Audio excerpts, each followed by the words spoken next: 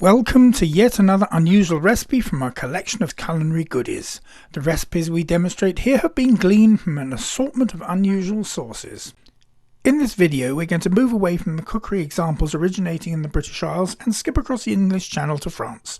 Whilst this recipe did not come from that little Victorian recipe book I sometimes use, idea for something classic and French in origin actually came from a novel written by the same author, where a scene takes place in an upmarket French restaurant. So first of all, let's start off with some of the ingredients. We need 1½ teaspoon of grated lemon zest, 2 teaspoons vanilla extract, 1¼ teaspoons baking powder, 125 grams or 4½ ounces of flour, 160 grams of sugar, a pinch of salt, 110 grams or 4 ounces of unsalted butter, and 3 large eggs. We start things off with a 12 to 15 minute butter melting and browning session. First, cut up and place the butter in a heated pan. With the butter melted, the heat must be lowered to stop it from burning. Soon after this, the scum will begin to clear on the surface and the solids will be seen to be falling to the bottom of the pan. Keep on stirring the butter at this stage until you see them changing colour to a nice golden brown. This will be the time to turn off the heat and set the pan aside for the next step. Now take a medium-sized mixing bowl and pour in the melted butter, not forgetting to include all those brown solids we wait for to cook, which sank to the bottom. So we've done that. We want to add 2 teaspoons of vanilla extract. Pour those into the mixture. And once that's done, put in the lemon zest and then stir it all up.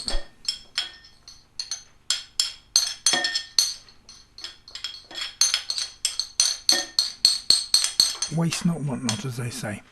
Okay, give it a good mix, and once you've done this, set the bowl aside and it'll cool a little bit until it is needed. Taking the mixing bowl with the flour in it, add a pinch of salt and baking powder, then stir it all together. This stage, we take out another mixing bowl and break in the 3 eggs.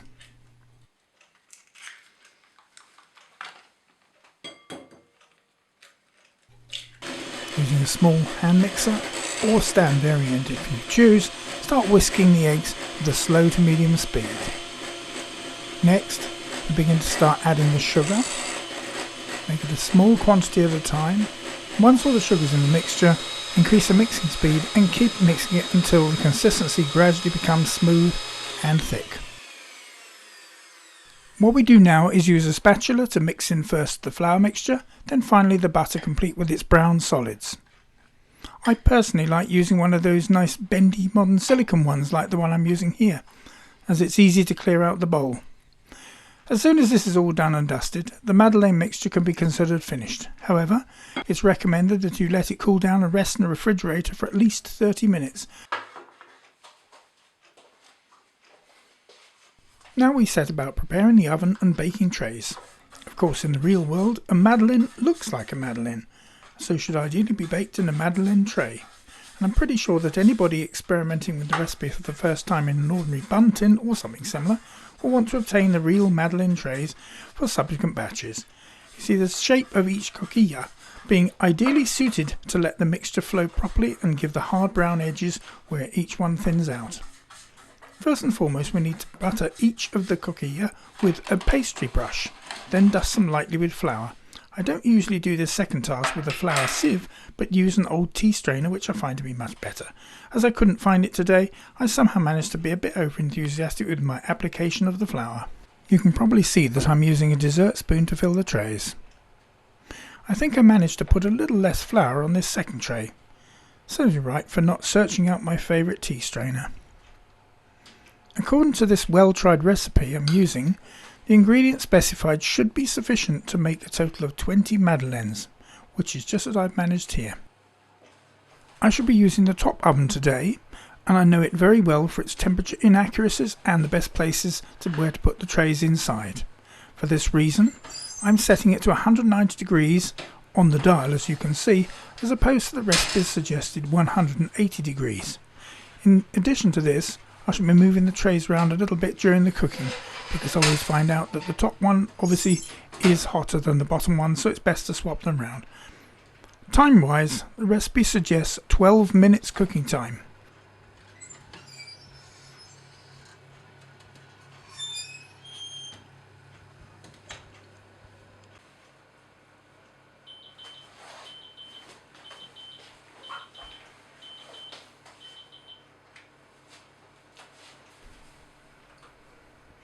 It's time to take them out.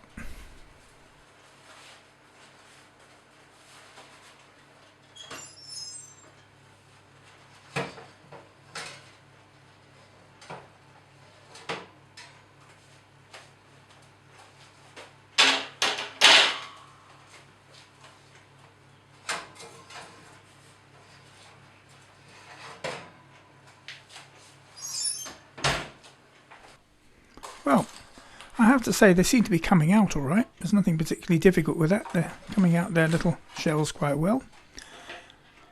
It looks like a couple of slightly oversized, but I can't imagine any of the grateful recipients will mind. Oh, and as for the crooked red plastic spoon, I find it particularly useful for this particular job. I'm sure everyone has their own favourite kitchen implements. So there we are, 20 Madeleines on the cooking trays. Even though I swapped the baking trays over a couple of times, you can see that the ones on the left are still slightly better done. Not that it makes a great deal of difference. This recipe is not difficult, as you can see, although the butter melting and cooking does take a little time. Madeleines are best consumed while still warm, though I think it's fair to say that few usually survive much longer in our household. Here is a list of ingredients. I hope you enjoyed the video. Any questions, please ask down below.